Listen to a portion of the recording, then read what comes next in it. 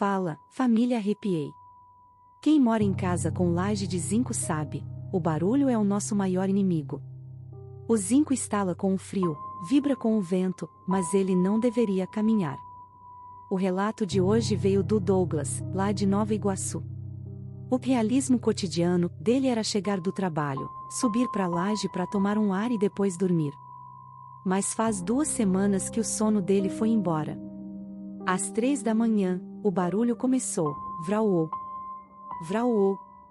Som de pés descalços, pesados, arrastando no metal logo acima da cabeça dele. O Douglas achou que era ladrão. Ele pegou um pedaço de pau, o celular com a lanterna e subiu a escada externa com o coração na boca. Quando ele pisou no zinco, o silêncio foi absoluto. Ele iluminou cada canto, cada caixa d'água, nada. Mas no momento em que ele deu o primeiro passo para descer, o barulho voltou. Só que dessa vez, o som vinha debaixo dos pés dele. No exato lugar onde ele pisava no zinco, algo batia de volta pelo lado de dentro da laje. Como se tivesse alguém preso entre o gesso e o metal. Nat, eu gelei no meio da laje. Eu dava um passo para a direita, e vinha um soco no zinco embaixo do meu pé, pum.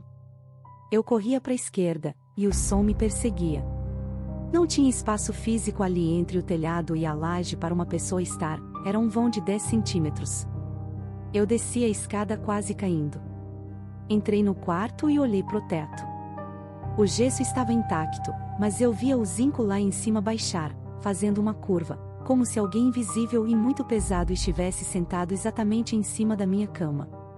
Eu ouvi um estalo de osso vindo do teto e uma voz, que parecia vir de dentro da parede, sussurrou: "Subiu para me ver?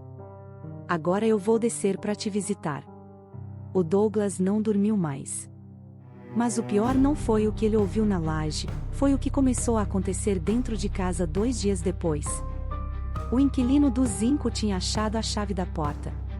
Começou na cozinha, Nat. Eu estava na sala e ouvi um estrondo. Todas as portas dos armários estavam abertas. Eu as fechava, e quando virava as costas, pam, pam, pam. Elas batiam em sincronia, como se estivessem batendo palmas.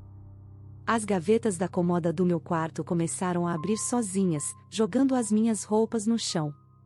E o rastro, Nat, o rastro era o que mais me apavorava. No chão de cerâmica branca, começaram a aparecer manchas de ferrugem. Manchas no formato de pés de criança, mas com 6 dedos em cada um, que levavam direto para a fresta do armário embutido do corredor. Família Arrepiei, o Douglas percebeu que, ao subir na laje para investigar, ele deu a atenção que aquela coisa queria. Agora, a casa não era mais dele. O inquilino tinha descido do telhado e estava ocupando cada gaveta, cada armário e, possivelmente, cada sombra que o Douglas projetava na parede. O Douglas estava vivendo um pesadelo dentro da própria casa. O realismo cotidiano de um morador da Baixada Fluminense foi substituído por um estado de alerta constante. Ele não conseguia mais cozinhar sem que as portas do armário de pratos batessem nos seus ombros. Mas a gota d'água foi o cheiro. Ele começou a sentir um odor de metal oxidado misturado com carne podre. Vinha do armário do corredor, aquele onde as marcas de ferrugem terminavam. Ele tomou coragem, pegou uma lanterna e decidiu: ia abrir aquela porta de uma vez por todas. Nat, eu segurei o puxador com a mão tremendo. No momento em que a porta abriu, um ar gelado, com cheiro de ferro velho, me atingiu no rosto. O armário estava vazio de roupas, mas as paredes internas, elas estavam cobertas por aquela mesma ferrugem úmida. Lá no fundo, encolhido entre as prateleiras, eu vi algo. Parecia um amontoado de chapas de zinco retorcidas, mas tinha movimento. Aquilo se desenrolou na minha frente como uma fita de metal. Não tinha rosto, Nat. Era uma forma humana feita de lâminas de metal enferrujado que rangiam a cada movimento. Aquilo esticou um braço longo, feito de pregos soldados, e tocou a minha testa. Foi como se uma brasa de gelo atravessasse o meu crânio. O Douglas disse que, no toque da criatura, ele viu a história da casa. Ele viu que, nos anos 70, antes da laje de zinco, ali funcionava um pequeno depósito de sucata ilegal. E que algo, ou alguém, foi esmagado debaixo de uma pilha de ferragens e nunca foi retirado dali. O zinco do telhado não era apenas cobertura, era o corpo daquela alma que buscava forma. Eu caí para trás e a porta do armário bateu com tanta força que a madeira rachou. Eu tentei gritar, mas a minha voz saiu metálica, como se eu tivesse engolido moedas. Eu corri pro banheiro e me olhei no espelho. Nat, os meus olhos estavam ficando da cor de ferrugem. Eu ouvi o barulho de novo, mas não vinha da laje. Vinha de dentro das minhas juntas. Crec, crec. Cada vez que eu dobrava o braço, o som de metal batendo no zinco ecoava nos meus ossos. A criatura não queria morar no armário, ela queria morar na estrutura que me sustenta. Eu percebi que, se eu não fizesse algo, eu ia virar apenas mais uma peça daquela sucata maldita. Família Arrepiei, o Douglas percebeu que a laje de zinco estava viva e se alimentando da energia dele.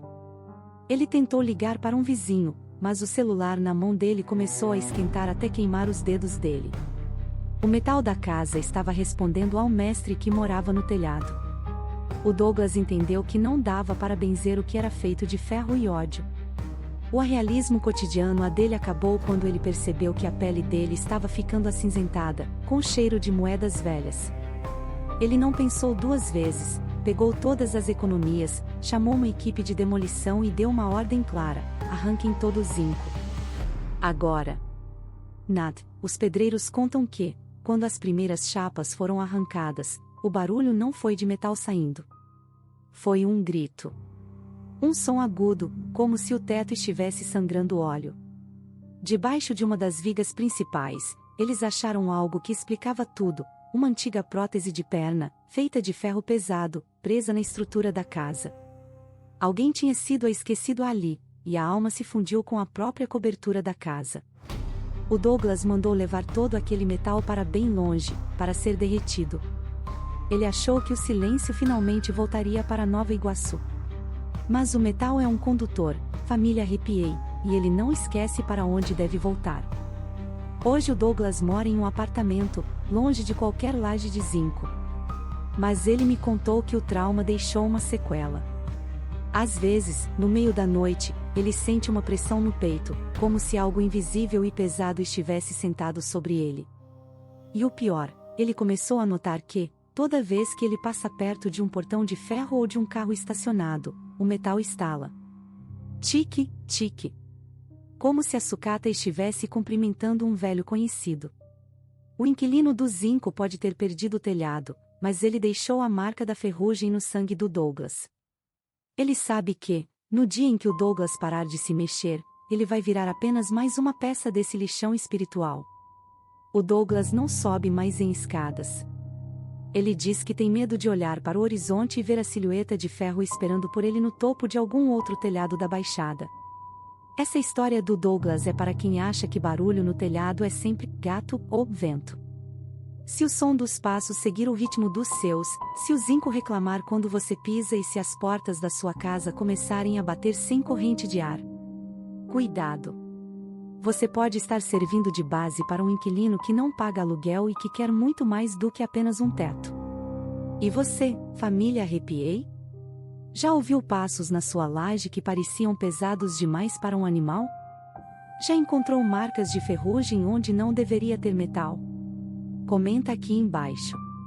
A Nat quer saber, quem é que está andando em cima da sua cabeça agora? O nosso próximo relato atravessa o oceano e nos leva para as falésias de Portugal, onde um faroleiro começou a receber chamados de rádio de barcos que afundaram há mais de 100 anos. E as coordenadas que eles estão enviando levam direto para a porta do farol. Até a próxima, família Arrepiei. E lembrem-se, se o telhado estalar, não olhe para cima. Pode ser que o que está lá já esteja olhando para você.